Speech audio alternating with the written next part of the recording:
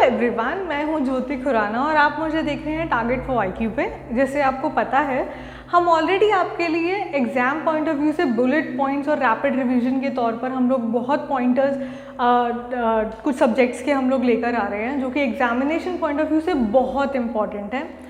इसलिए हम लोग एक्सप्लेनेशन में नहीं जाएंगे और सिर्फ पॉइंट टू पॉइंट डिस्कस करेंगे, ताकि आप एग्ज़ाम से पहले जल्दी से ये वीडियो देख सकें और आपको चीज़ें एकदम से याद आ सके, ताकि जब एमसीक्यू आपके सामने हो तो आप तुरंत टिक करते जाएं। तो बिना टाइम वेस्ट करिए, चलिए आइए शुरू करते हैं। आज हम एविडेंस की सेकंड क्लास लेने जा रहे हैं। एक क्लास हम ऑलरेडी रैपिड रिवीजन की बना चुके हैं, ये सेकंड क्लास है जिसमें हम कुछ पॉइंटर्स डिस्कस करेंगे जो प्रीवियस ईयर्स क्वेश्चंस आ चुके हैं एपीओज में और स्टेट जुडिशरीज के अंदर। सिर्फ उन्हीं को मद्देनजर रखते हुए हम लोग उन्हें रिवाइज करेंगे जल्दी जल्दी। तो बिना टाइम वेस्ट करें आइए शुरू करते हैं। तो पहला पॉइंट आज जो हम डिस्कस करेंगे वो है जुडिशियल नोटिस।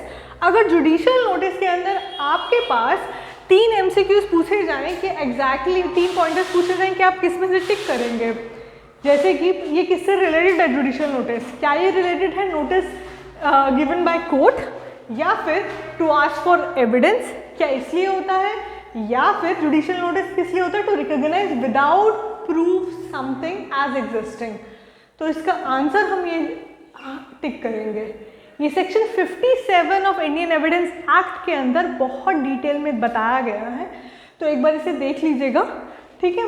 तो नेक्स्ट पॉइंट जो है वो है under section 57(1) of Indian evidence act the court shall take judicial notice of.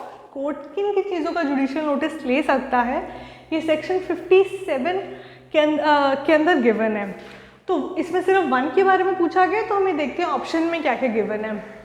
क्या सारे लॉज जो कि इन्फोर्स है इंडिया के अंदर, क्या कोर्ट उन्हें जुडिशियल नोटिस में लेगा, या जितने भी लॉज है इंक्लूडिंग फॉरेन लॉज उनका जुडिशियल नोटिस लेगा, या फिर Indian as well as British laws up to 1950 उन्हें भी कंसिडर करेगा क्या court.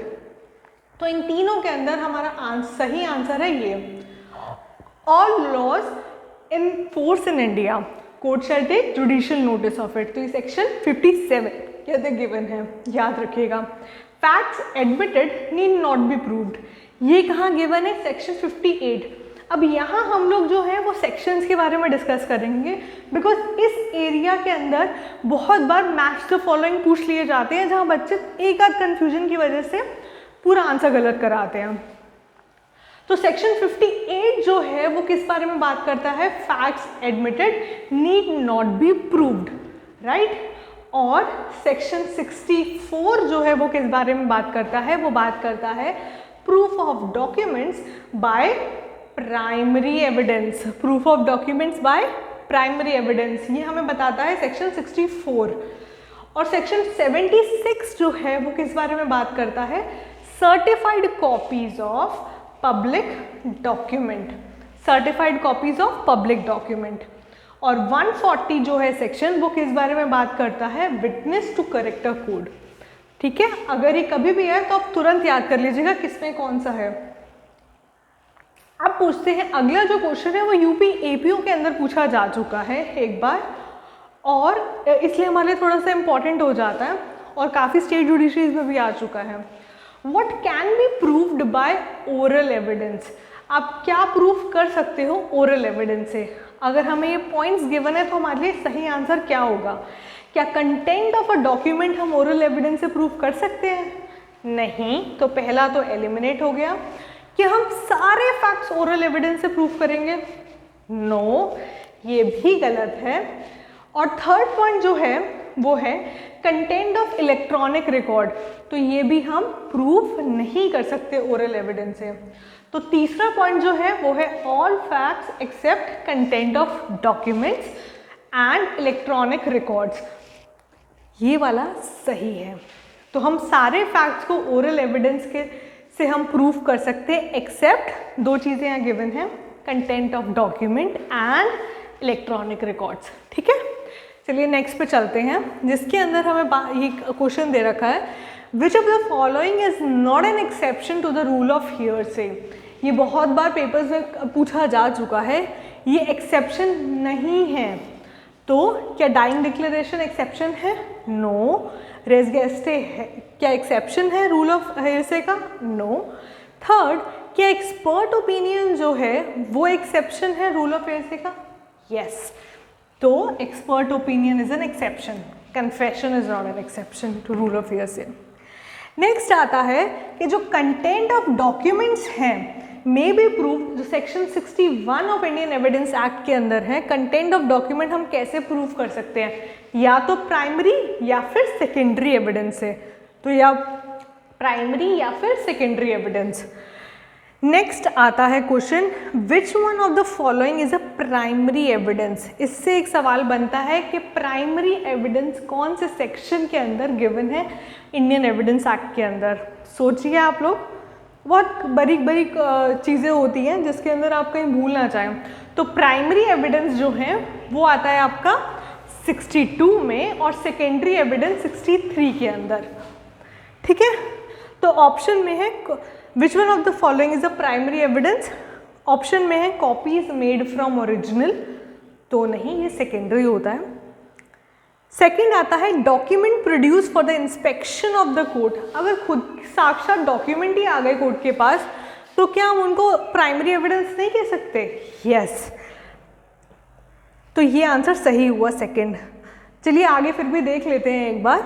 Certified copies of a document, ये प्राइमरी एविडेंसेस नहीं होते हैं।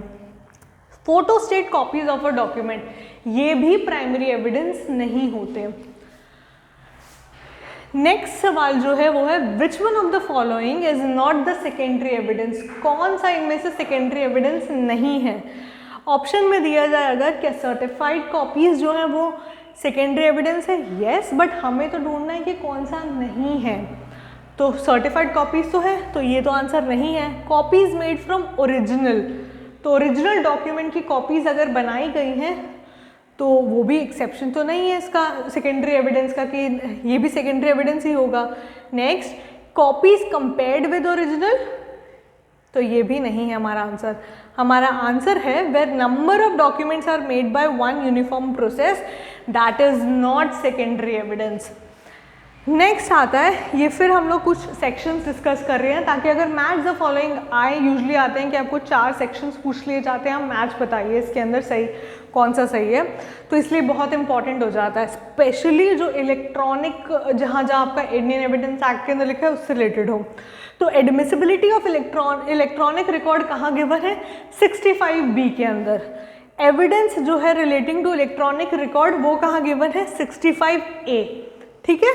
तो एडमिसिबिलिटी गिवन है इलेक्ट्रॉनिक 65B में, और 65A में जो गिवन है वो है evidences related to electronic record. अब आते हैं यहाँ पर सेक्शन 8 जो है उसमें मोटिव की बात की गई है, सेक्शन 4 जो है उसमें कंक्लूसिव प्रूफ की बात की गई है।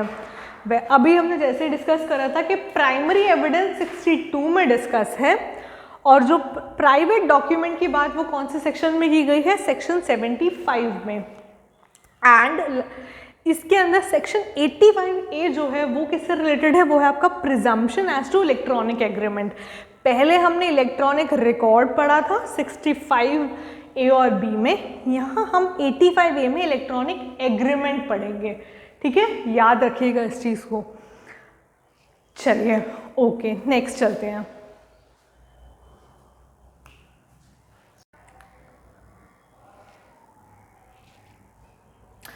फॉर्मल एडमिशन जो है वो इंडियन एविडेंस एक्ट में कहाँ डील किया गया है? क्या वो सेक्शन 58 में डील किया गया है, 61, 63 या फिर 60 के अंदर डील किया गया? थोड़ा सा सोचिए, जवाब तो मैं दे ही दूंगी आपको।